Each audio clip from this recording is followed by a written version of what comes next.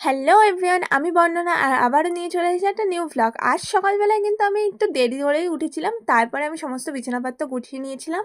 আজকে সকালবেলার থেকে মেঘলা মেঘলা ওয়েদার ছিল, তাই জন্য আমার সকালবেলা ঘুম থেকে উঠতেও ভালো লাগছিল না। আর হ্যাঁ, তোমরা আমার ভিডিওটা কোথা কোথা থেকে দেখছো সেটা কিন্তু আমাকে কমেন্টে জানিয়ে দিও রোজকারের মতো। আর এরপরে আমি ব্রাশ করে নিয়েছিলাম আর ভালো করে ফ্রেশ হয়ে নিয়েছিলাম।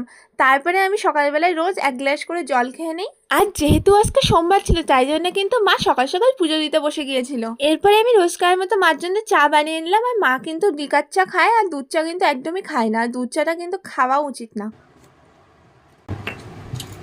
আর দেখতে দেখতে কিন্তু বেলাটা অনেকই হয়ে গিয়েছিল, তাই জন্য আমি সকাল সকাল স্নানটাও করে নিয়েছিলাম। আর স্নান করার পরে আমি মাছ কাটা সমস্ত সবজিপাত্র ধুয়ে দিয়েছিলাম।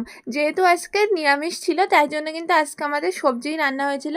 আর এদিকে ডালের বড়া ভাজছিল মা, যেটা কিন্তু আমার কিন্তু হেব্বি লাগে খেতে। আর দুপুরবেলায় আমি খেয়েছিলাম, মা বানিয়েছিল শুক্তো আর তার সাথে পটল আলু দিয়ে ডালের বড়ার তরকারি।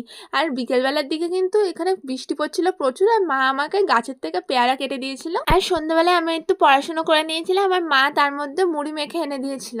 আর রাত্রিরে আমি বেশি কিছু খাইনি, তাই জন্য বাবা যে আমটা এনেছিল সেটাই খেয়েছিলাম। আর এটা কিন্তু মিষ্টি ছিল। আর এখানেই আমি ব্লগটা শেষ করছি। টাটা।